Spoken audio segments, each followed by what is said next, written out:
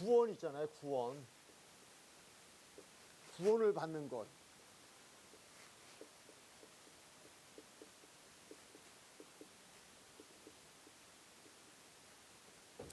믿음일까요? 행위일까요? 네, 그냥 생각만 얘기하시면 됩니다. 네. 믿음일까요? 행위일까요? 행위일까요? 믿음일까요? 자, 믿음이다.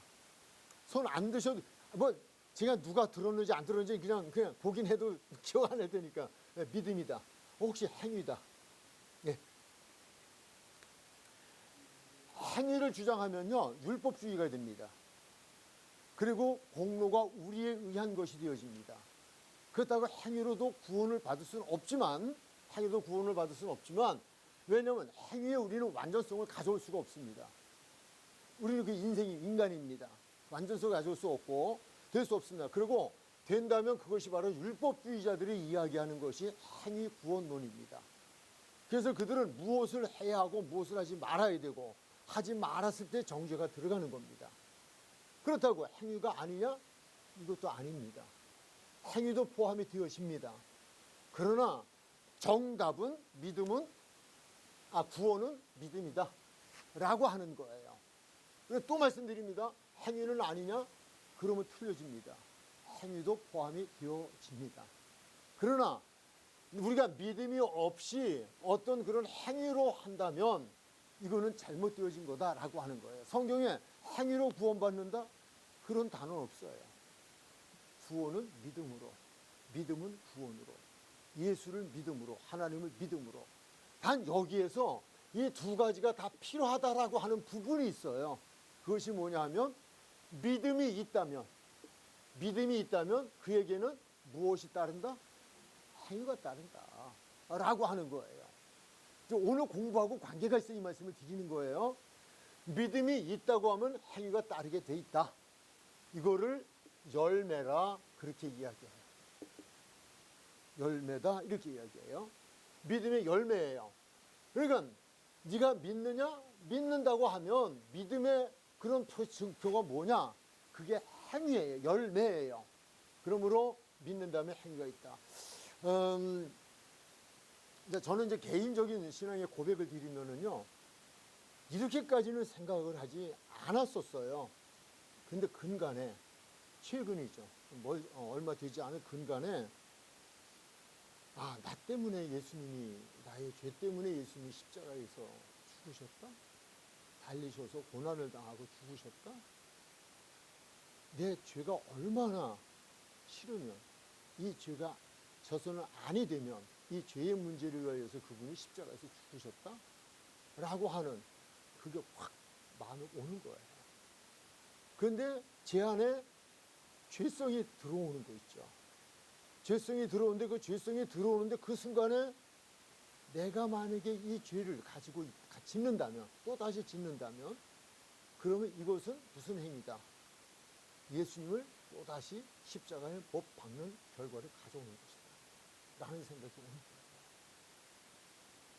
그 예수님께서 제가 그냥 생각 속으로 스쳐가는 게 아니라 실제적으로 그 사건의 현장에서 예수님께서 체포를 당하시고 조롱을 당하시고 매를 맞으시고 끌려가셔서 십자가 위에서 죽으신 것이 진정으로 나의 죄 때문이었고, 그 나의 죄로 인하여 그 죽음을 당하심으로 말미암아 내 죄가 그 십자가에서 다 죽임을 당하고, 그리고 내가 사죄의 은총으로 새로운 사람이 되었다라고 한다면, 이것이 믿어진다면 정말 내 안에서 그분께 대한 고마움의 감격의 눈물이 내 평생 늘 울어도 눈물로서 갚을 수 없다고 하는 그런 고백과 함께 내 삶이 되어질 거라는 거예요. 그런데 또다시 내가 어떤 악한 생각을 하고 내가 불의한 일을 행함으로 말미암아 그것 때문에 죽으셨던 예수님이 또 내가 그분을 고난을 당하게 하고 그분을 십자가에 또 한 번 못 박는 결과를 가져온다라고 하는 생각이 들으니까, 그러니까 그 일을 안 하게 되죠. 내려놓게 되죠. 그 무릎을 꿇는 거죠. 주님, 제가 잘못한다. 압박했으면 제가 십자가에 또 예수님을 못 박을 뻔했습니다 라고 하는 그 와주는 거예요. 제가 이 말씀을 드리는 이유 아시죠? 무엇이에요? 무엇이 있다면, 믿음이 있다면 무슨 열매를? 행위의 열매를 가져온다. 그러니까 정말 하나님을 믿는가라고 하는 거예요. 하나님을 믿는가? 내가 정말 하나님 앞에 돌아왔는가? 이번에 부흥의 기간 동안에도 첫 번째 날인가요? 첫 번째, 두 번째 날 연이어서 그 주시는 말씀의 포인트가 그거예요. 돌아오라는 거예요. 진실로 돌아오라는 거였어요. 그러니까 하나님 앞에 돌아오되 진실로 돌아온 자들의 삶에 대한 하나님이 책임져 주시는 부분을 말씀을 주시는 거예요. 그래서 제가 맞다, 그래, 동의한다, 저거야 라고 하는, 저도 그 이제 참석은 못하지만 방송을 통해서 계속 같이 시간을 이렇게 지냈습니다. 여러분들의 모습도 찾아보느냐고 이렇게 그냥 그러면 하다가 딱 스탑하고선 그냥 확대해가지고 또 아는 얼굴이 어딨나 또 찾아보고 그렇게 했습니다. 그겁니다.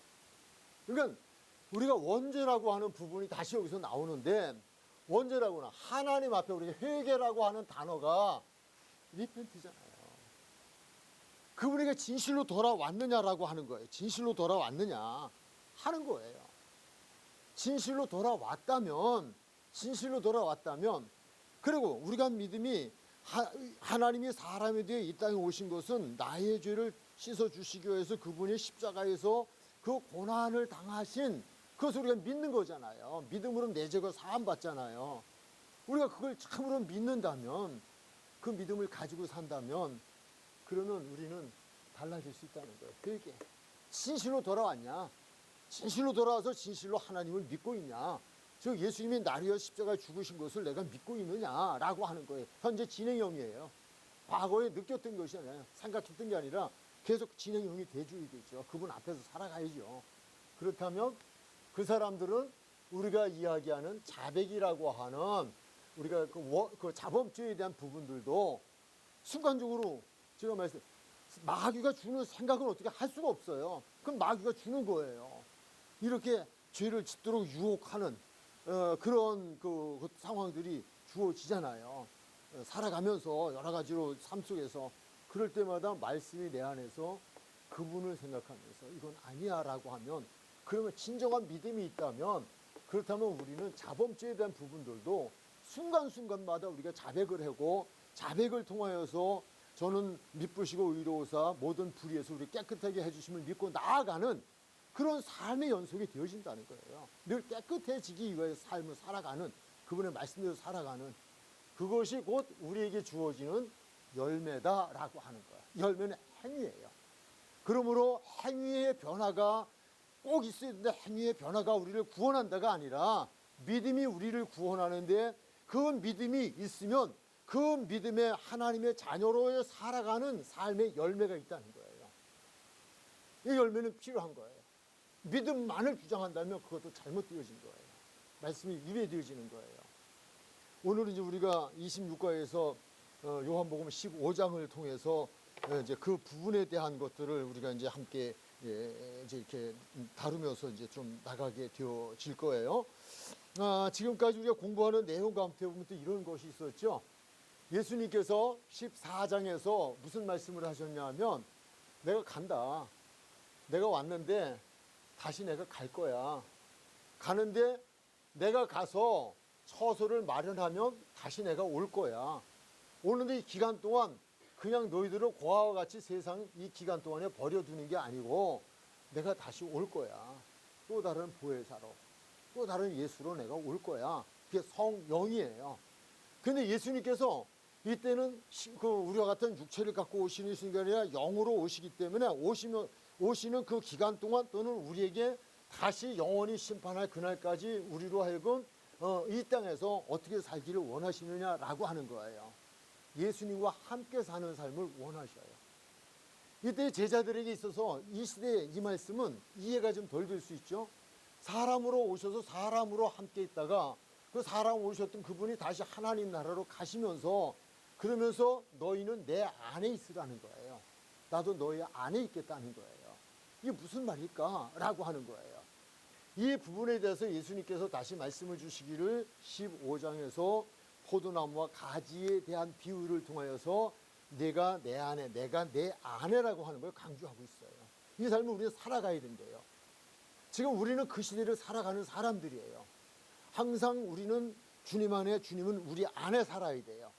근데 여기에서 하나 더 우리가 이제 또 정리하고 가야 될 부분이 있어요. 그것이 뭐냐면 이 시대에는 성육신하여 육신으로 제자들과 함께 하셨지만 가시면서 성령으로도 또 함께 하시겠지만 그러나 다시 말씀을 주시기를 내가 내 안에 내가 내 안에라고 하는 건 다른 것이 아니라 그분은 말씀이 육신이 되어 우리 가운데 오셨다가 육신이 끝남으로 다시금 가서 우리에게 성령을 오시는데 변하지 않는 건 말씀이에요.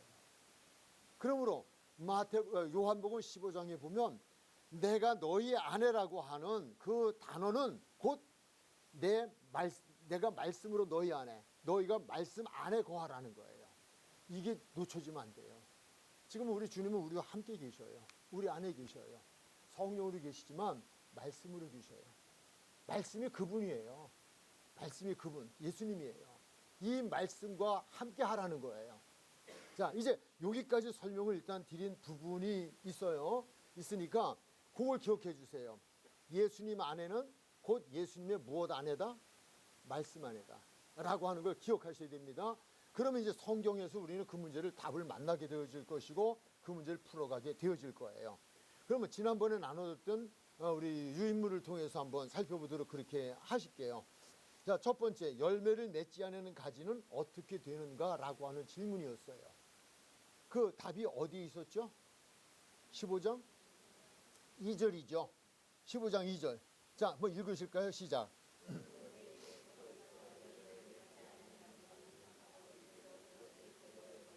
아멘. 자, 이것도 이제 중요한 부분이 되어지겠죠. 이게 무슨 말씀이에요? 열매를 굉장히 중요시하는 부분이에요. 아까 설명을 다 드렸기 때문에 더 그 부분에 대해서 안 할게요. 이게 나무예요. 나무인데 가지고요. 이 가지인데 이 가지들이 열매를 맺어야지만 된대요. 열매를 맺지 않는 가지는 어떻게 되어진다? 잘라버려요. 그렇죠. 우리가 일반적으로 이건 비유예요. 비유이기 때문에 이해가 쉬워요. 열매 맺지 않는 가지는 둬둘 필요가 없어요. 잘라버려요. 잘라서 이거 어떻게 해요? 말라서 마르면 다 모아다가 무엇해요? 불태워요. 근데 지금은 불태우기보다 분쇄기로 갈더라고요. 이게 그 나무를 가는 분쇄기가 있더라고요. 이 과수원 같은 데 가면. 그게 다 말려다 갔다가 그걸 막 갈아가지고 또 그냥 거름으로다 이렇게 뿌리는데 성경이 기록되어 있던 당시에는 이 기계가 없었어요. 그래서 그냥 또 이 기계가 나오기 전까지는 우리나라나 어떤 나라든 다 이 과수원 같은 데서는 이거 잘라서 마르면 태웠어요. 태워서 비료로 썼죠. 퇴비로 썼죠. 그거예요. 잘라버린다는 거예요. 그렇다면 열매를 맺지 않는 가지는 아버지께서 그것을 제거버리겠다라고 한 얘기는 뭐예요? 하늘 백성 된다는 거예요? 안 된다는 거예요? 안 된다는 거예요.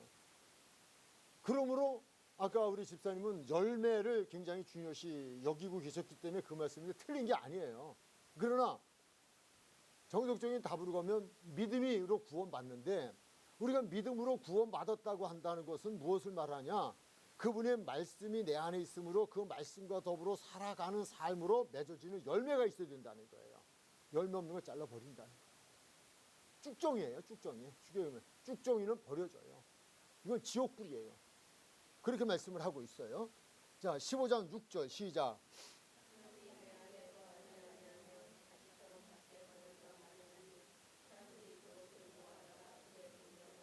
여기서 내 안에 거하지 않는다는 말은 무엇을 맺지 못한다는 말이에요?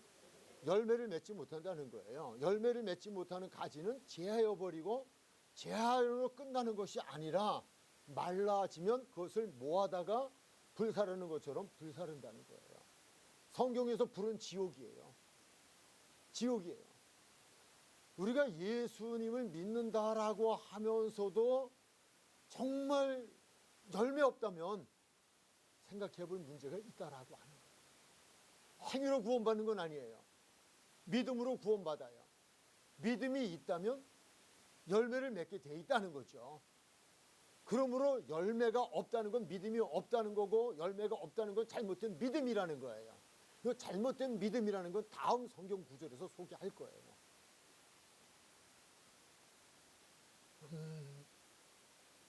열매를 맺는 가지가 되려면 어떻게 해야 할까요? 그래서 그 부분도 살펴가도록 할게요. 15장 2절로 3절 시작.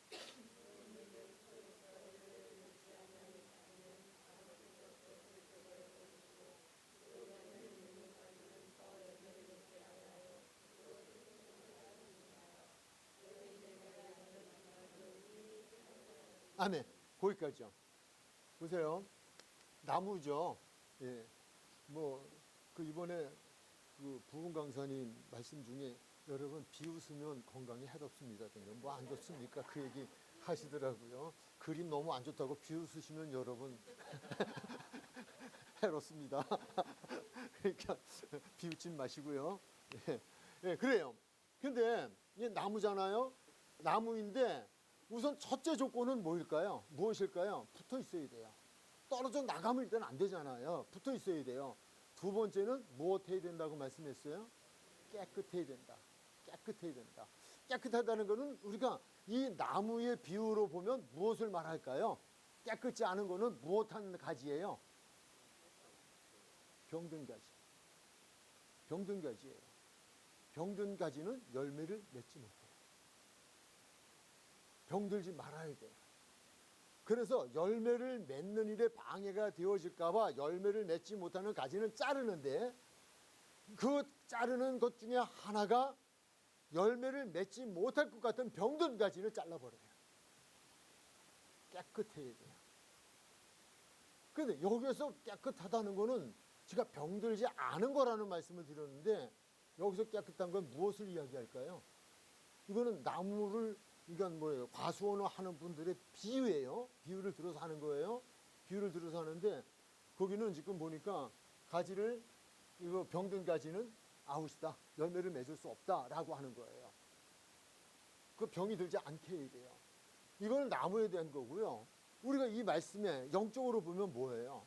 지금 이거 깨끗하다. 근데 다는 아니다. 이 말씀 하셨거든요. 무슨 말씀이에요? 예. 예. 좋아요. 또 우리 13장에서 공부했어요. 13장에서 무슨 공부했죠? 목욕? 세조. 때밀이 예수님. 공부하셨죠? 거기서 무엇을 의미했어요? 목욕은 뭐예요? 원죄. 세족은 뭐예요? 자범죄. 원죄와 자범죄. 그러면서 제자들에게 나와 내가 발을 씻겨주지 않는 사람은, 나에게 발을 씻김 받지 않는 사람은 나와 관계가 없어 선언하셨어요. 그러면서 하신 말씀이 너희는 다 깨끗해. 그러나 다는 아니야. 한 사람은 아니라고 했어요. 그게 누구였어요? 가룟 유다죠. 바로 그 얘기 좀 다시 상기시키십니다.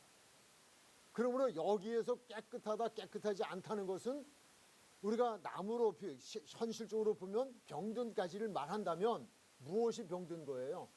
영혼이 병든 가지는 이것은 열매를 맺을 수 없어요. 영적인 열매를 맺을 수 없다라고 하는 거예요. 믿음의 병이든 자, 하나님을 믿는 믿음의 병이든 자, 예수님을 믿는 믿음의 병이든 자예요. 열매를 못 맺죠. 병들었다는 건 뭐예요? 건강하지 못한 거는 믿음대로 살지 않는다는 거예요. 그분의 말씀대로 살지 않는다는 거예요. 그게 병드는 거죠.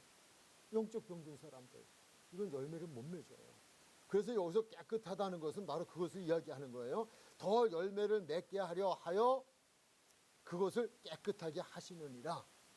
깨끗하게 하시는 것 농부가 하죠. 마찬가지로 우리 예수님께서, 하나님께서 일을 하신다는 거예요. 근데 너희는 내가 일러준 말로 이미 깨끗해졌다. 그 얘기, 내가 이미 일러준 말로 깨끗해졌다. 그런데 우리가 13장 10절에 가면, 13장 10절 한번 읽으실까요? 시작.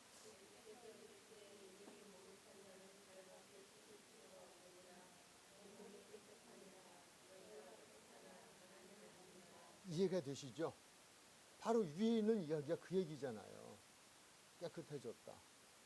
그러니까 우리가 열매를 맺는 데서 중요한 것은요, 붙어 있어야 되고요. 붙어 있는데 어떤 상태로 붙어 있어야 된다? 깨끗한 상태로 붙어 있어야 된다. 깨끗하다는 것은 늘 우리는 병들지 말아야 돼요. 영적인 병이 들지 말아야 돼요.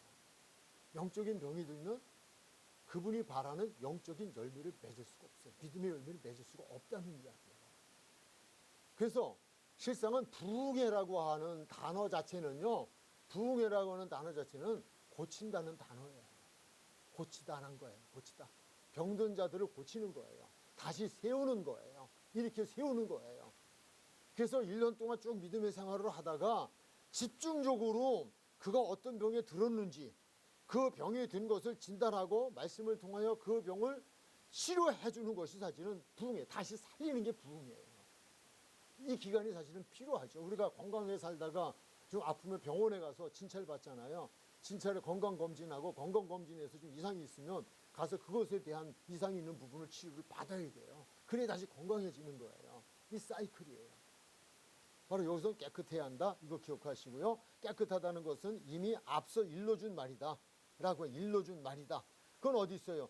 15장 3절에 있잖아요. 너희는 내가 일러준 말로 이미 라고 하는 단어를 우리에게 사용해 주고 있어요. 그런 것을 말씀하고요. 두 번째 열매 맺는 가지가 되려면 붙어있고 깨끗해야 된다. 근데 다시 한번 4절로 가서 보도록 합니다. 시작.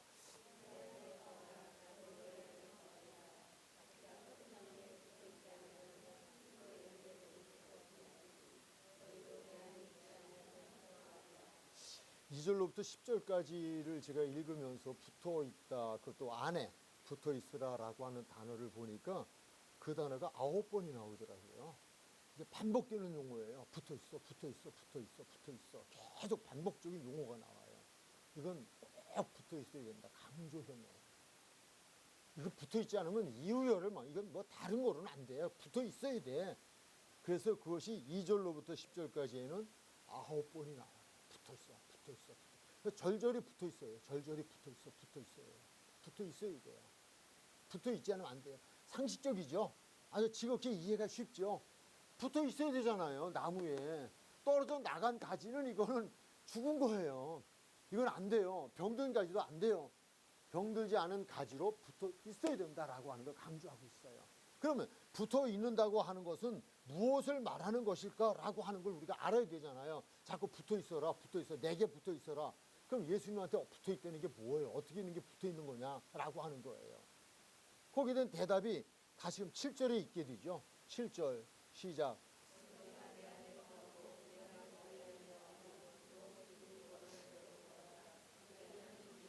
아멘.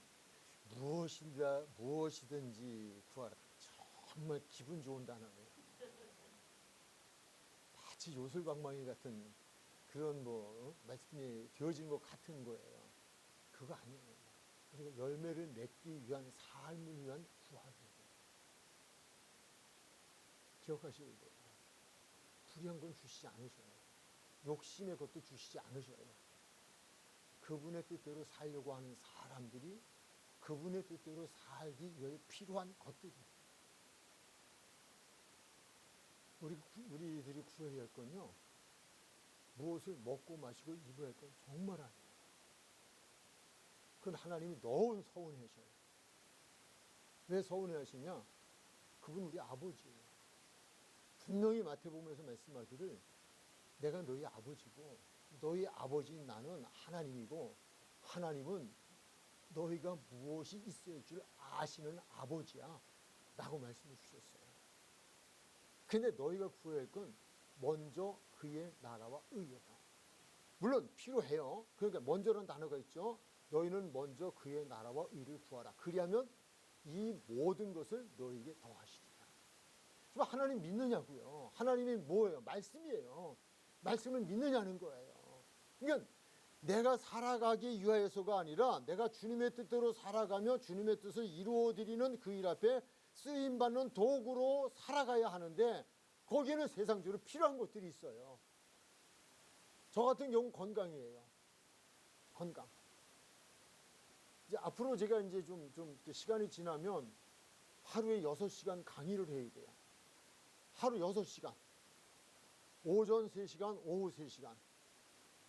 계속 6시간을 서서 강의한다는 거는 이거는 쉬운 거는 아니에요. 성대도 그렇고 또 뭐 그때 가서는 제가 좀 자근자근할지 모르지만 어쨌든 이 상태로 간다면 이걸 하루 종일 한다고 한다면 그 일주일 내내 간다고 생각을 해보세요.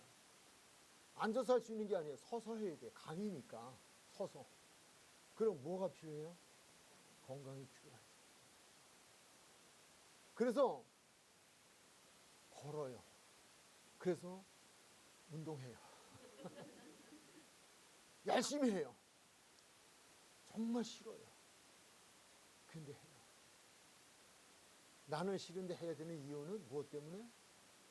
사역 때문에. 그의 나라와 의를 위하여. 그 밖에 필요한 것들이 있을 수 있어요. 그래서 구해요.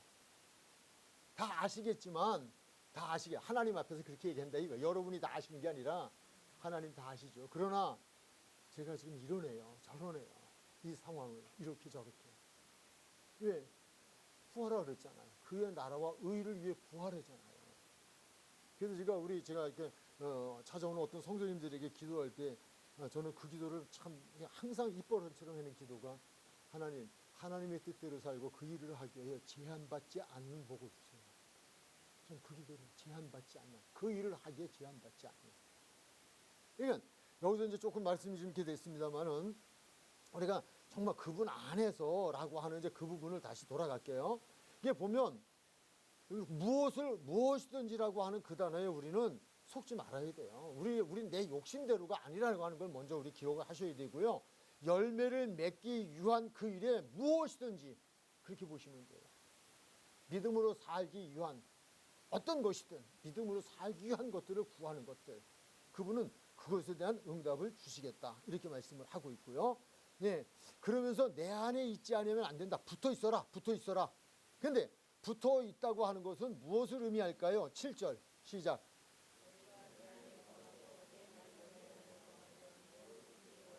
네, 그렇죠. 거기서 중요한 건 뭐예요? 내 안에 거하고. 그건 무엇을 말하는 거예요? 다시 설명을 해주고 있죠. 무엇이 너희 안에? 내 말이에요. 내 말. 하나님은 말씀이에요. 예수님은 말씀이에요. 우리 요한복음의 성경 공부의 목적 공부하셨잖아요. 하셨죠? 20장 몇 절이죠? 30절, 31절에서 공부했잖아요. 이것을 기록하면, 오직 이것을 기록하면, 이 기록을 통하여 예수가 하나님의 아들이시고 그리스도이심을 믿고 구원받게 하려는데 목적이 있어요. 그러니까 이 말씀의 말씀, 그분은 말씀이 육신이 되어 오셨어요. 그리고 우리에게 말씀을 주시고 그 말씀 안에 거하길 원하셔요. 예수님이 내 안에 계신지 안 계신지, 하나님이 내 안에 계신지 안 계신지를 무엇으로 우리는 알 수 있을까요? 말씀이 있는가. 그래서 내가 말씀대로 살고 있는가라고 하는 거예요. 말씀에 대한 열매를 여기서 강조하고 있는 부분을 볼 수 있어요. 너희가 내 안에 거하고 내 말이, 그죠? 너희가 내 안에 거하고 내 말이 너희 안에 거하면 무엇이니 원하는 대로 구하라. 그리하면 이루리라 라고 하는 거예요. 이제 그렇다면 이제 우리는 어떻게 해야 열매를 맺는가에 대한 말씀을 이제 알았어요. 그것은 붙어 있어야 되고 깨끗한 가지가 되어야 돼요. 병들지 말아야 돼요. 그러기 위해서 그분에게 붙어 있는다고 하는 건 말씀에 붙어 있는 거예요. 14만 4천. 여러분 기억나시죠? 14만 4천. 그들이 누구예요? 어떤 사람들이에요? 네, 어린 양이 어디로 인도하든지 따라가는 사람들이 14만 4천. 그 어린 양이 어디로 인도하든지. 그러면 그분이 무엇으로 인도해요? 무엇으로 인도하셨어요? 말씀이에요, 말씀. 말씀대로 따라가는 거예요. 노아가 당대의 의인이요 완전한 자가 됐어요. 의인이요 완전한 자가 됐는데 그가 당대의 의인이요 완전한 자가 되었다고 하는 증거가 있어요. 방주를 만드는데 성경에서는 다 준행했다라고. 다 준행해요. 그분이 명령한 대로 다 준행이에요. 다라는 단어가 계속 반복되어져요. 준행했다가 그렇게 하지 않아요. 다 준행했다. 무엇을 다 준행했다는 거예요? 말씀이에요. 방주를 이렇게 만들어. 그분이 설계도면에 의한 설명서를 주셨어요. 설명서대로 했다는 거예요. 우리도 마찬가지예요. 우리가 믿음으로 산다는 것은 다른 게 아니에요. 그분의 말씀대로 사는 거예요. 그래서 그분이 그런 거야 그러면 아멘, 그런 거예요. 그분이 아니야 그러면 아닌 거예요. 내 기준이 아니에요. 그래서 우리는 말씀을 알아야 돼요. 말씀을 알고 말씀대로 살아야 돼요. 믿음은 들음으로. 들음은 무엇을 들음으로? 그리스도의 말씀이에요. 그리스도의 말씀을 놓치면 안 돼요. 다른 거 듣는 게 아니에요. 좋은 얘기가 아니라니까요. 행복한 이야기가 아니라니까요. 말씀이에요, 말씀. 그걸 강조하는 거예요. 그래서 말씀 안에 거하라. 그러면 열매를 맺는다. 말씀의 열매를 맺는다. 라고 하는 것을 우리에게 말씀을 해주고 있어요. 자, 그렇다면 이제 또 우리가 알아야 될 것은 열매는 언제 맺어야 되면 되는 건가? 언제 맺어야 되나? 라고 하는 거예요. 그럼 우린 열매 언제 맺으면 돼요? 라고 하는 거예요. 거기에 대한 답도 우리에게 주셨어요. 거기에 대한 결론을 먼저 말씀을 드리면요. 언제가 아니라 항상이에요. 무엇이 아니라? 언제가 아니라 언제다? 항상이다. 항상. 자, 15장 16절 시작.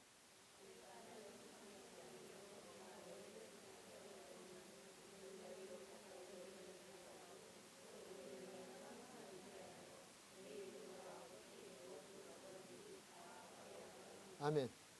너희 열매가 어떻게 있기를 원한다? 항상 있기를 원한다. 항상.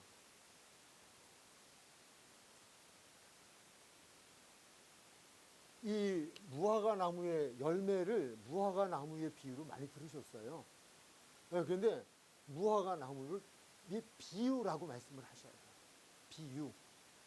그런데 조금 뒤에 가서 그 부분에서 설명을 하는 게 더 좋을 것 같으네. 진짜 말씀을 보시고. 자, 마가복음 11장 13절 말씀으로 갈까요? 시작.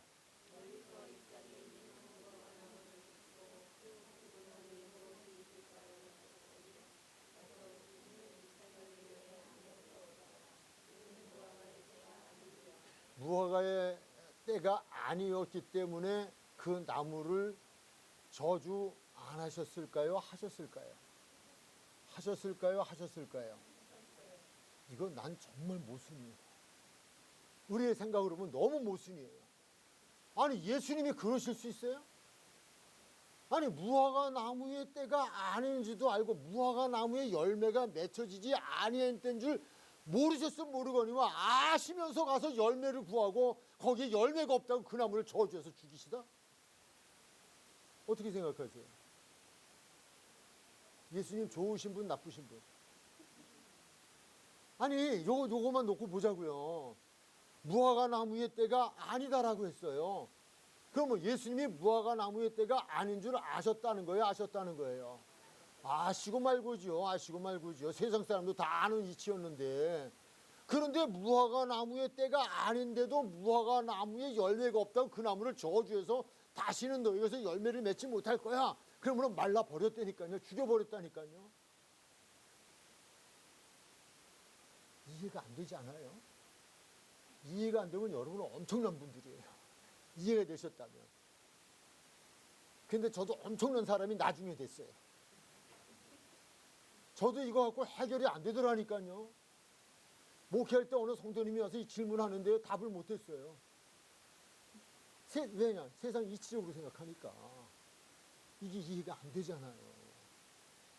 그런데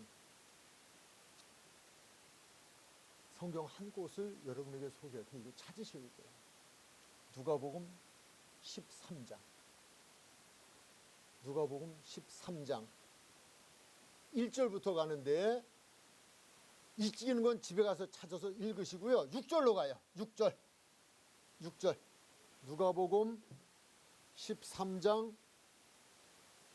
몇 절이요? 6절. 시작.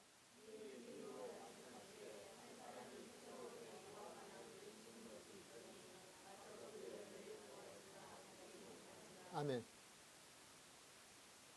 열매를 구하였는데 얻지 못했다. 근데 이 무화과 나무를 심어서 열매를 구해도 얻지 못해서 3년을 와서 무화과 열매를 구한데 또 안 되니까 찍어버리겠다. 땅만 버린다. 그랬더니 주인에게 말하되 금년에도 두시옵소서. 이걸 잘해서 열매를 맺게 하고 열매를 맺으면 좋지만 안 맺으면 찍어버리겠습니다 라고 하는 말씀을 주셨어요. 이것은 사실적인 이야기예요, 비유적인 이야기예요. 비유예요. 여기서 3년은 무엇을 말할까요? 아멘. 예수님의 공생의 사역이에요. 예수님이 오셨어요. 예수님이 오셔서 그래서 이 무화과나무는 이스라엘 백성들이에요. 성경상에는 그렇게 되어 있는데 너는 우리 이스라엘 백성 유대인만이 아니라 믿음의 사람들이죠 오늘날. 근데 그들에게 열매를 맺혀지길 원했고 열매를 구했는데 그들이 열매를 맺지 못했어요. 그런데 그렇다고 내가 끝내겠다는 게 아니라 시간을 주겠다는 거예요. 또 한번 기다려 보겠다는 거예요. 그런데 그때가 됐어도 아니면 찍어 버리자는 거예요. 여기서 말하는 그 열매는 어떤 열매일까라고 하는 거예요. 그러면 이해 비유로 말씀하셨다라고 하는 이해라는 단어는 제가 성경을 연구해야 되는 여러분에게 팁을 드렸어요. 이해라는 단어는 어떤 때 사용이 되어진다? 앞에 어떤 사건을 가지고 그 사건에 대한 해석을 또는 거기에 대한 설명을 하고자 할 때에 이해라는 단어를 꼭 쓰셔요. 굉장히 많이 나와요. 이해라는 단어. 그래서 여러분 성경을 읽다 이해라는 단어가 나오면 동그라미 치고 그 뒤에 나오는 말씀들을 이해하려면 즉 여기에서는 그 열매를 구하였으나 라고 하는데 그 열매가 무엇이냐고 하는 답은 어디에 있을까요? 몇 절에서 몇 절? 몇 절에서 몇 절? 아니 앞이에요 뒤에요? 앞에면 몇 절에서부터예요 이 말씀이? 1절부터 5절. 무엇을 이야기했어요? 회개예요. 회개. 회개에 대한 열매예요. 회개가 뭐예요? 돌아오는 거예요. 예수님이 와서 예수님이 모든 하나님을 믿지 않는 백성들에게 하나님을 믿는다고 하는 유대인들에게 그러나 그들의 실상은 하나님을 믿지 않았어요. 하나님께 돌아오지 않았어요. 그리고 예수님께 돌아오지 않았어요. 그러니까 돌아오라는 거예요. 돌아왔다면 너희들이 돌아온 자들로서의 삶을 살아가는 열매를 맺어야 된다는 거예요. 그게 없었다는 거예요. 그것이 바로 갈릴리 사건, 망대 사건을 두 가지 사건을 말씀을 주셔요. 실제 있었던 사건들이에요. 그런데 그때 사람들이 많이 죽음을 당했어요. 망대가 무너져 죽고 갈릴리에서 제사에 관한 부분에서 죽고 그렇게 죽는데 사람들이 죽은 자를 향해서 저건 무슨 죄가 있길래 저렇게 우리말로 하면 벼락을 맞아 죽었냐? 왜 급살하게 됐냐라고 말하는 거예요. 그때 예수님께서 그들이 너희보다 죄가 더 있기 때문에 죽은 게 아니라 회개하지 않았기 때문이야. 이걸 깨우치기 위함이었어요. 너희도 회개해야 돼. 근데 회개해야 되는데 너희도 이미 그렇게 찍혀버렸어야 돼. 그런데 너희가 3년 동안 기다렸는데 안 됐어. 근데 내가 간다 할지라도 남아있는 내 제자들을 통하여서 그 말이에요. 그러니까 여기 있잖아요. 3년 동안 그 과원 지기들이 말하잖아요. 포도원 지기가. 내 제자들을 통하여서 그들이 또다시 너희들을 말씀으로 기용하여서 너희가 그런 가운데 열매를 맺는다면 좋지만 그렇지 않으면 너희도 찍어버리는 거야. 회개의 열매를 말하는 거예요. 다른 열매가 아니에요. 세상에서 잘 되는 열매가 아니라니까요. 회개의 열매를 말한 거예요. 비유라는 걸 제가 말씀드리기 위해서 그런 거예요. 그렇다면 이 말씀을 제가 왜 드렸을까요? 무화과의 때가 아니다라고 하는 거, 이 단어를 준 거예요. 예수님께서는 실질적인 것이나 비유로 말씀을 주신 거예요. 열매를 맺는 것에 대한 이야기예요. 중요한 건 열매가 있냐 없냐예요. 그런데 우리 인생은 무화과 나무가 아니에요. 사람은요. 그 말씀을 바로 다음에 제가 성경에서 누가복음 12장 20절에서 여러분들에게 답을 드렸어요. 시작.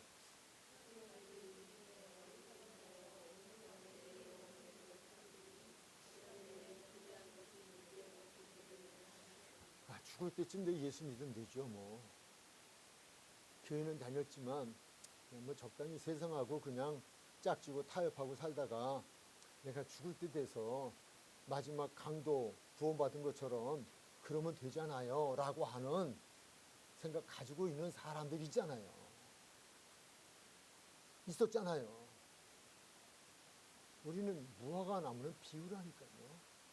열매 맺는 부분에 대한 걸 강조한 거죠. 그런데 예수님께서 정말 큰 교훈을 주신 건 무화과 나무의 때가 아님에도 불구하고 열매를 요구했다고요. 이건 뭐예요? 죽음의 때가 아직은 아니에요. 잎이 푸르러요. 청춘이에요. 아직도 생명이 있어요. 내 영혼이 내 육체 속에 아직도 있다고요. 이 때를 말하는 거예요. 그런데 예수님께서는 오늘 이 말씀대로 내 영혼은 오늘 밤 찾으리니 라고 하는 거예요. 그러면 아직도 내 때가 아닌데요? 나 뭐 열매 맺을 때가 아닌데요? 나 조금 더 있어야 되는데요? 안 통한다. 우리의 영혼의 열매는요, 항상 맺고 있어요. Here and now. 지금 맺어야 돼요. 오늘 맺어.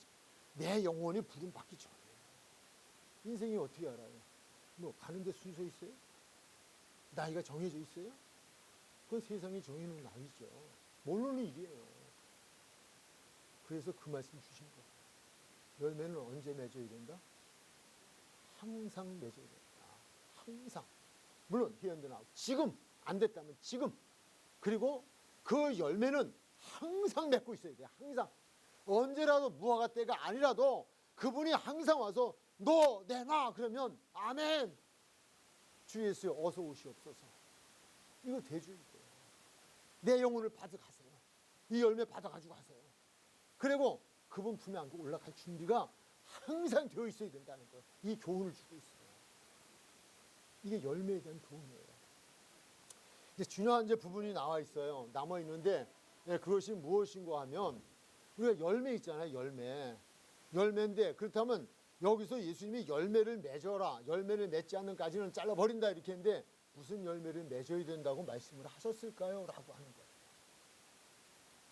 이미 우리가 앞에서 말씀을 본 대로 깨끗하다. 다는 아니다. 내가 이른 말로 라고 하는 그 뒷부분에 있는 사건을 앞부분에 주셨던 말씀을 상기시키는 것처럼 하나님의 말씀, 우리 하나님의 말씀이 이미 우리 믿음의 사람들이 맺어야 될 열매를 예수님이 직접 주신 것도 있지만 사도 바울을 통해 주신 것도 있어요. 예수님이 직접 주신 것은 두 가지 열매예요. 예수님이 직접 말씀하신 것 두 가지 열매. 그것은 회개에 합당한 열매와 아름다운 열매. 그래서 두 가지부터 이제 설명을 드리고 사도 바울을 통하여 하나님께서 사도 바울을 통해 주시는 성령의 열매예요. 그래서 신약 성경에는 세 가지 열매를 말씀해 주고 있어요. 이 열매를 맺으라는 거예요. 그러면 회개에 합당한 열매는 이미 우리가 말씀을 많이 들어 알지만은 그것은 무엇일까요? 회개에 합당한 열매란 우리가 하나님 앞에 돌아왔다면 중심으로 돌아오라는 거예요. 진심으로 돌아오라는 거예요. 말로만이 아니라는 거예요. 그 얘기 주는 거예요. 근데 우리 아버지가 우리가 여기 누가복음 3장에 보면 그런 얘기잖아요. 우리 조상이 아브라함입니다. 이 얘기하잖아요. 그건 뭐예요? 내 아버지가 목사고 내 아버지가 장로고 똑같은 얘기예요. 내 조상이 아브라함입니다. 그러므로 자기는 회개하지 않아 하나님 안 믿는데 남의 믿음을 통하여 되어줄 거라고 생각하는 착각이에요. 내가 교회를 얼마나 다녔기 때문에 착각이에요. 그걸 인정하지 않으셔요. 바로 그런 이들에게 주신 말씀이 회개에 합당한 열매를 맺어라 라고 하는 말씀 주셔요. 그러면 회개에 합당한 열매란 그분 앞에 진심으로 돌아오는 것이기도 하지만은 회개에 합당한 열매가 뭡니까? 이런 질문을 던진 내용이 나와요. 그것이 누가복음 3장 10절에서 나와요. 무리가 물어 이르되 그러면 우리가 무엇을 하리까? 회개에 합당한 열매라면 무엇입니까? 라고 하는 이야기를 해요. 그때 너희가 세관원이라면 세관원으로서 세리공무원, 지금은 뭐 세무공무원 이렇게 되지만 거의 세리로서 너희가 착복했던 거, 불의하게 했던 거, 이젠 그거 하지 마. 너희가 군인이면 군인의 권력, 그 시대엔 군인들이 상당히 그런 어떤 걸 많이 했나 봐요. 그 권력을 가지고 그 시대에 그거 하지 마라. 회개란 이렇게 말씀을 드릴게요. 하던 것을 안 하는 거예요. 하지 말아야 할 것을 하던 것을 이젠 안 하는 거예요. 그리고 해야 할 것을 하지 않던 걸 하는 거예요. 이게 진정한 회개의 열매예요.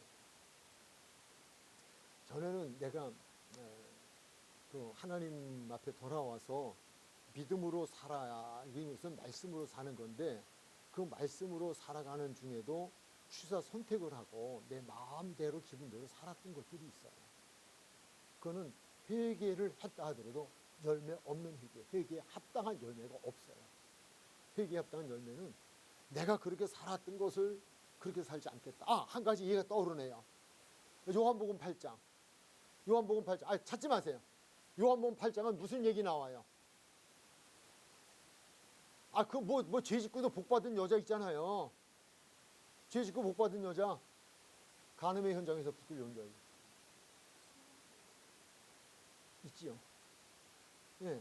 간음의 현장에서 붙들린 여인. 복 받았어요. 예수님 앞에 그 죄를 내어 놓음으로. 예수님께서 그 여인에게 한 말이 있어요. 무엇이라고 했어요? 가서 다시는 죄 짓지 마. 이게 열매예요. 입술로는 자백을 했는데 또 가서 그 짓거리에 이건 열매 아니에요. 열매 없는 거예요. 이건 찍혀버리는 거예요. 이건 열매가 아니에요. 회개에 합당한 열매는 내가 아니었다고, 주님의 말씀이 아니었다고 하면 아닌 것으로 이제는 가야 돼요. 그렇지 않으면 또 열매가 없어지는 거예요. 이해되셨어요? 그게 제 얘기가 아니라 바로 누가복음 3장 8절 이하에 나오는 말씀에서 우리는 볼 수 있어요. 근데 이게 누가 가능하냐? 정말 그분 앞에 진실을 회개한 사람은 가능해요. 또 말씀드리지만 무엇이? 믿음이 있으면 되어져요. 그것 때문에 예수님이 나의 그 죄 때문에 십자가에서 죽으셨구나 라고 하는, 내가 진정으로 그 죄를 그분의 십자가에서 나의 죄가 못 박혀서 내 죄가 거기서 죽어지고 내가 그로 인하여 용서받고 거듭난 사람이 되어졌다면, 내가 또다시 그 일을 한다면 그분은 또다시 그분을 십자가에 못 박는 일이고 또다시 나는 그 죄 가운데 빠질 수밖에 없다고 하는 것이 믿어지면 열매를 맺게 된다. 그러려면 무엇이 있어야 돼요? 내 안에 말씀이 있어야 돼요. 말씀. 그래서 성령이 임하시면 우리에게 말씀을 가르쳐 주시고 기억나게 해주셔요. 이 부분이 필요해요. 그 말씀. 갑시다. 네, 그 회개에 합당한 열매. 두 번째 열매는 마태복음 7장 15절 23절인데요. 17절에 보면 이렇게 돼 있어요. 시간이 그러니까 17절로 가요. 시작.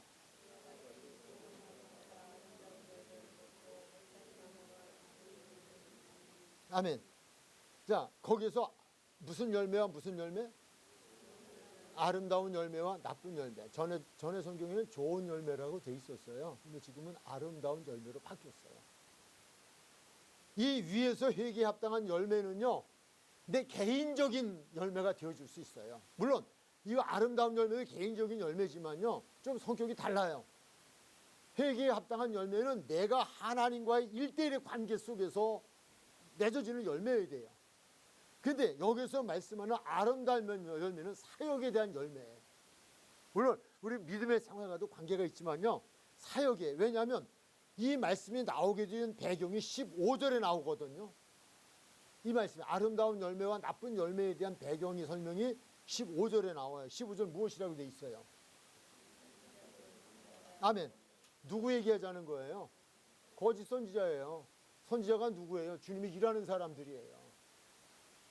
물론 이번 부흥 기간 동안에 그 말씀을 주시긴 하던데, 목사일 수도 있고 장로일 수도 있고 권사도 있고 집사일 수도 있다, 이렇게 설명을 해주시더라고요. 잘못된 해석은 아니에요. 그러나 더 정확한 건 그냥 문자대로 본다면 선지자에게 준 말씀이에요. 여기 분명히 명시되어 있어요. 선지자예요. 거짓 선지자들이에요. 그러면 선지자가 누구예요? 하나님의 말씀을 예언하고 하나님의 말씀을 선포하는 사람들이에요. 하나님의 말씀을 가지고 말씀을 가지고 하나님의 일을 하는 사람들인데, 그들 가운데는 참 선지자도 있지만 거짓 선지자도 있다는 거예요. 그런데 거짓 선지자는 양의 옷을 입고 우리에게 오지만 실상은 속에는 노략질하는 일이라는 거예요. 이거 분별하라는 거예요. 무엇을 통하여 분별할 수 있다? 열매를 보면 안다라고 하는 이야기를 하는 거예요. 참 이게 이제 숙제예요.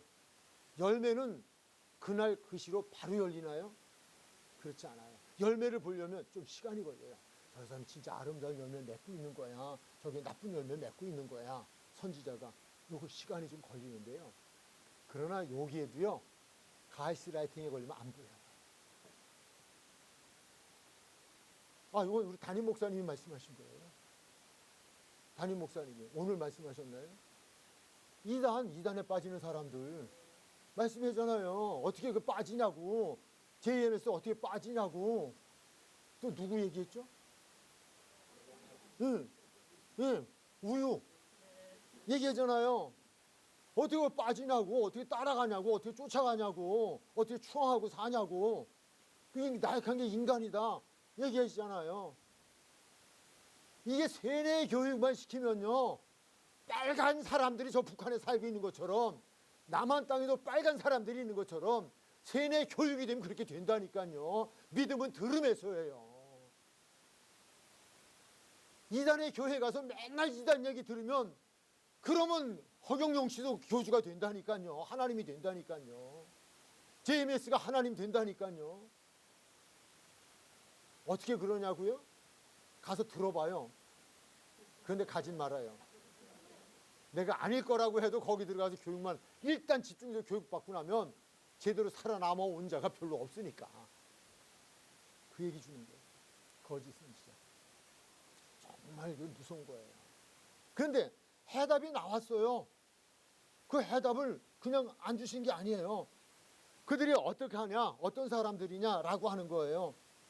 그들은 요란스럽게 나팔은 불어요. 나팔을 불어요. 자, 21절로 갈까요? 시작.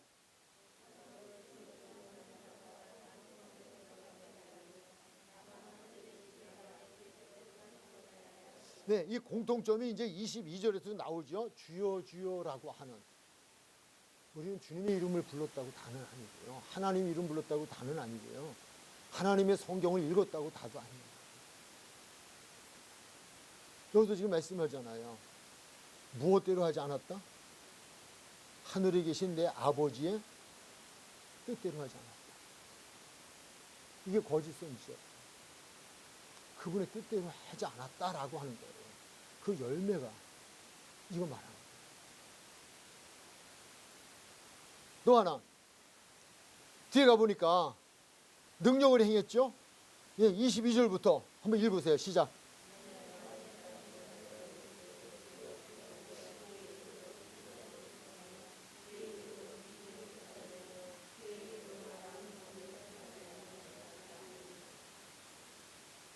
이 부분까지 보면요, 제가 몇 번 말씀을 드렸을 거예요. 저는 이제 춘천에 살으니까 여기까지 왔다가 내려갈 때마다 보잖아요. 터널 전에, 바로 직전에 큰 산에 건물이 있잖아요. 이 가평 쪽에 보면 박대선 장로교 계통에도 있지만 또 이만희 쪽에도 있어요. 아주 본부예요, 본부. 마귀의 위가 있는 본부가 있는 곳이에요. 얼마나 교인이 많아요. 지난번에도 보니까 대구인가 어디에서 10만 명? 운집했잖아요. 성경 공부반 수료시키는 게 10만 명. 지금도 벌떼같이 구름대같이 몰려 있을 거예요. 크다고 단가요? 그렇지 않아요. 사이즈 있다고 보지 않아요. 능력이 있다고 보지 않아요. 제가 미아리에서 이제 호원중앙교회를 담임할 때의 일인데, 그 만민중앙교회를 다니던 자매를 며느리로 삼은 집안이 있었어요. 이분이 거기 출신이에요. 시집 오신 분이. 못 태어나요. 태어나지 못해요. 많이 힘들었어요. 저는 이제 은퇴로 나왔지만, 거기 담임 목사님이 이재도 목사님이라고 하는 분 아니었어요? 돌아가셨어요. 또 이단이라고 정지한 분 또 돌아가셨다고 존칭 쓴다고 너도 거기 파 아니야. 이러지 마세요. 그냥 평가는 하나님 하실 거고, 또 그냥 우리 인간적으로 보면 그 돌아가셨어요. 80이라고 그러죠. 네? 맞죠? 네, 80이라고 그래요. 뭐 때문에 그분이 기사화됐는지는 아시죠? 성폭력 때문에 감옥에 들어가 계시다가 암이 걸려서 풀려 나오셨어요. 저는 그분이 아니기 때문에 그분이 사실이냐 아니냐를 말하고 싶은 건 아니에요. 그러나 한국의 모든 개신교회가 이단으로 결정을 했어요. 그냥 그렇게 정했어요. 이단이다라고 정했어요. 여기도 지금 그랜슨의 그것을 보면서 생각을 한 부분이 그런 거예요. 내가 주의 이름으로 귀신을 쫓아내고 많은 권능을 행하고, 그렇게 이제 많은 권능을 행하고, 사이즈도 컸죠. 이 정도 되면 컸죠. 엄청 컸겠을 거예요. 이렇게 보면. 제가 그 신학생 때부터 이렇게 반대했던 분이 계신데, 그분이 전도사 과정을 거쳐서 목회를 나갔어요. 서울에 개척을 해줬더니 뭐 그렇게 좀 잘 안 되나 봐요. 정리돼가지고 대구로 내려가셨어요. 대구로 내려가셔가지고 어느 날 한번 찾아왔어요. 목사님 40일 금식기도 들어갑니다. 그래요. 참 대단하다. 왜, 뭐 때문에 40일 금식기도 들어가는데 했더니 병 고치는, 암병을 고치는 은사를 받기 기도하러 들어간대요. 그래서 왜 그거 하려고 그러는데 그랬더니 암 걸린 사람들 가서 손만 얹으면 척척 나면 교회가 확 부흥할 거예요. 거긴 전국에 있는 암 환자들이 다 오면 암센터가 되겠죠. 그렇게 이야기를 해요. 가지 마. 가지 마. 그럼 가지 마. 능력행한 얘기하는 거예요. 있을 수 있대요. 주님이 관계하지 않는 능력행하는 자가 있을 수 있대요. 근데 그걸 마침 주님의 이름으로 한다는 거예요. 거기서 중요한 건 불법을 행하는 자들이에요. 여기서 법이 뭐예요? 말씀이에요. 우리에게 중요한 거는요, 물론 여기에는 장로님도 되고 권사님도 되고 집사님도 되고 목사도 되고 다 우리 붙들어 간다고 본다면 정말 중요한 거는요, 그분의 뜻대로 해야 돼요. 그분의 법대로 해야 돼요. 그렇지 않으면 좋은 열매, 주님이 인정하는 열매를 맺을 수가 없어요. 아무리 귀신을 쫓아 능력을 행했다 할지라도 그분이 그러잖아. 나 너 몰라. 그럼 끝인 거예요. 우리에게 중요한 건 아름다운 열매를 맺어야 돼요. 세상적인 열매가 아니에요. 사무엘상 6장에 보면요, 웃사가 나와요. 베레사 웃사라고 하는 사람이 나와요. 법궤로 운반하는 일이죠. 법궤로 운반하는데 법궤로 운반하다가 나오는 타작마당에 가다가 이게 소에다 끌고 가는데 덜커덕 뛰면서 법궤가 떨어지려고 그래요. 법궤는 곧 하나님이에요. 하나님이 떨어지시면 하나님이 깨져요. 그러니까 웃사가 뒤에서 따라가다 붙들었어요. 어떤 부흥 강사님께서 웃사 그러면 붙들었대요. 붙들었는데 웃사면 붙들을 때 그때 하나님이 그를 쳐 죽였다, 그렇게만 성경은 나와요. 하나님이 대노하시며 그 자를 즉사를 시켰어요. 아니, 하나님이 법궤가 떨어지는데 그걸 왜 붙들었는데 죽어요? 잘했다고 칭찬해야죠. 예? 말씀대로 하지 않았어요. 민수기 5장에 보면요, 법궤로 운반할 때는 누구라도 손을 대서는 안 돼요. 물론 이 수레에 끌고 간 것부터가 잘못된 거예요. 그건 메고 가야 돼요. 제사장들은 메고 가야 되는데 끌고 갔어요. 그것도 그렇지만 끌고 갔다 하더라도 덜커덩 떨어져 깨지던 말던 하나님이 손대지 마 그래서 말아야 돼요.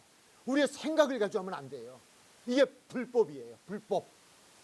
우리는 잘한다고 하면서 하나님의 법을 어길 때가 있다고요. 이게 하나님의 일이라고 하면서 법궤를 붙들면서도 하나님의 말씀을 위배하고 있는 건 불법이에요. 아무리 귀신을 쫓아내고 능력을 행하고 무엇을 했다 할지라도 말씀대로 하지 않은 건 불법이에요. 그건 하나님의 뜻대로가 아니에요.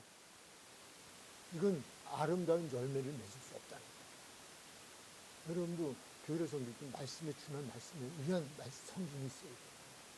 내 기분과 감정이 아니에요. 그건 아무 중요하지 않아요. 기분과 감정은 정말 중요하지 않아요. 말씀. 그분이 그냥 가야 돼요. 멈추는 거예요. 만지지 마, 안 만져요. 임원 교육도 아니니까 그냥 넘어가죠. 바로 그거를 이야기해요. 주님과 관계없는 기적, 표적 할 수 있다. 네, 그러나 중요한 것은 여기서 뜻대로 법대로다. 그 열매를 맺는 것은 아름다운 열매다. 성령의 열매. 좀 간단히 드릴게요. 9가지죠. 이거 성령의 열매를 맺으라 그랬는데요. 이렇게 설명을 우선 드릴게요. 성령이라고 하는 것은 예수님이에요. 곧 하나님이에요. 성령이 임하소서. 성령이 임하소서. 이건 뭐예요? 누구께서 임하시라는 거예요? 예수님께서, 하나님께서. 그분들 영이시거든요. 영이신 예수님. 그래서 우리가 로마서 8장에 보면 그리스도의 영이 없으면 그리스도의 사람이 아니다. 하나님의 영이 없으면 하나님의 자녀가 아니다. 라고 단정을 했어요. 그래서 그분의 영이 내 안에 임하면 진실로 내 마음에 임하고 그분의 영이 내 안에 거하면 내가 누구의 성품을 닮아가요? 그분의 성품을 예수님의 성품을 닮아가요. 열매라고 하는 건 내가 맺는 게 아니에요. 그분이 맺게 해주는 거예요. 말씀에 거하면, 말씀 안에 붙어 있으면 그 말씀대로 살아가는 것이 열매가 되어지는 거예요. 성령 안에 거하면 성령이 그분의 성품대로 나에게 열매를 맺게 해주는 거예요. 그 첫 번째가 사랑이잖아요. 사랑과 희락과 화평이잖아요. 사랑은 아가페예요. 인간적 사랑이 아니에요. 신의 사랑을 갖는 거예요. 신의 성품이 가진 사랑이에요. 이것이 가능이나 해요? 가능하죠. 그분이 내 안에 계시면, 성령이 내 안에 계시면 내가 그분화 되어져요. 그리스도인이 되어지고 내가 하나님의 자녀가 되어지고 그분의 성품을 닮아가고 그분의 성품이 살아가게 되어져요. 그래서 사랑하게 되는데 아가페 사랑을 하게 되어져요. 그러므로 내 안에 그분과의 나와의 관계, 그러면 우리가 대신적인 관계라고 하는데 세 가지는 첫 번째 사랑과 희락과 화평은 대신적 하나님과 나와의 관계 속에서 맺어지는 열매인데 내가 그분의 성품을 가지고 그분이 사랑하는 것처럼 신적인 사랑을 나도 할 수 있게 되어진다라고 하는 그 열매를 맺게 되어지는 거고요. 그리고 내 안에 기쁨이, 그리고 내 안에 화평이, 또 모든 사람을 화평케 하는 이런 삶을 내가 살아가게 된다는 거예요. 내가 하는 거 아니에요. 내 안에 그분이 임하면 그분이 그렇게 하도록 내가 하게 된다는 것을 이야기하고 있어요. 그 다음에 우리가 보면은 오래 참음과 자비와 양선이죠. 이거는 사랑과의 관계예요. 사랑은 오래 참는 거예요. 오래 참는 거예요. 끝까지 참는 거예요. 오래 참는다고 해서 몇 번까지? 그게 아니에요. 끝까지 참는 거예요. 우리 예수님이 하나님이 그러셨어요. 성령은 하나님의 성품이다. 하나님이 오래 참아주신 것처럼 오래 참아요. 아내에게도 오래 참고 남편에게도 오래 참고 자식에게도 오래 참고 애인에게도 오래 참고 성도에게도 오래 참고 목사에게도 오래 참고 참을 수 없는 걸 참아주는 거예요. 기다려주는 거예요. 성령의 열매예요. 자비, 상대를 불쌍히 여기는 마음. 누구에게? 나한테 못되게 한 사람. 성령이 임하면 그 열매를 맺어줘요. 아유, 저도 몰라서 저러지. 저 사람 참 불쌍한 사람이네. 저러면 안 되는데 어떡하지? 불쌍한 마음이 들어요. 저주보다는 위에서 기도해요. 그래서 원수를 위한 기도를 하게 되어지는 성령의 열매가 맺혀지게 되어지는 부분이에요. 양선, 착한 마음, 선을 행하고도 낙심하지 않는 착한 마음이 항상 그 안에서 우리 생활 속에서 있어지게 되죠. 이거를 대인적 관계의 열매다 이렇게 말해요. 그 다음에 자아적 열매가 있어요. 그게 마지막이에요. 부분이에요. 그것이 충성, 온유, 절제예요. 충성이라고 하는 건 성실함을 말해요. 충성, 아주 사람이 성실해요. 진실해요. 성령이 임한 사람의 열매는요. 자기 삶에 대한 책임을 지려고 하고 자기가 잘못한 잘못에 대해 인정하려고 하고 그리고 자기에게 주어진 사명을 정말 생명보다 귀히 여기면서 감당하려고 하는 사람이에요. 이게 충성이에요. 자신 자에게 대한 열매를 맺게 되어져요. 그 다음에 온유는 따뜻한 마음이죠. 예, 프라우스라고 하는 열을 잘 다스려요. 내 안에 열 받는 일이 많죠. 근데 열 받을 때가 있어요. 순간적으로 와요. 저도 고백하면 있어요.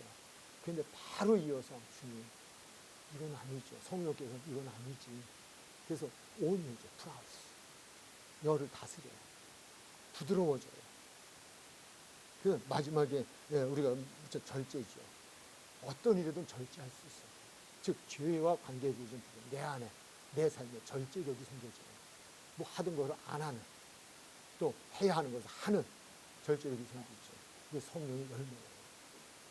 성령 부분이 점점 우리 기회 주어지면 더 다루도록 하고요. 오늘은 열매에 대한 말씀을 우리가 나눴어요. 열매. 중요한 결론은 열매를 어떻게 맺느냐라고 하는 걸 말씀을 주셨어요. 그분의 말씀이 내 안에 항상 있습니다. 그것이 곧 그분 안에 거하는 거예요. 그분이 내 안에 거한다는 건 그분의 말씀이 내 안에 거하는 거고 내가 그분 안에 거한다는 건 내가 그분의 말씀 안에 거하는 거예요. 그렇게 우리가 답을 주셨어요. 붙어 있으면 돼요. 내가 맺는 거 아니에요. 회개에 합당한 열매도 내가 맺으려고 맺는 거 아니에요. 아름다운 열매도 내가 맺으려고 맺는 거 아니고 성령의 열매도 내가 맺으려고 맺는 거 아니에요. 열매가 자기가 맺으려고 맺나요? 가지가? 아니에요. 붙어 있으면 돼요. 붙어 있는 거예요. 그래서 나무에서 주는 그 영향을 공급받으면 때가 되면 꽃이 피고 때가 되면 열매를 맺는 것처럼 우리도 그분의 말씀 안에만 붙어 있으면 이건 자연적으로 맺어지는 열매예요. 행위가 아니에요. 그러나 그 열매를 보아 그 사람의 행위를 보아 행위의 열매를 보아 그 사람 믿음을 할 수 있고 그 믿음을 주님이 받으시고 우리에게 구원과 은혜를 베푸신다는 거예요. 이 부분이 중요한 부분입니다. 하는 말씀을 드렸어요.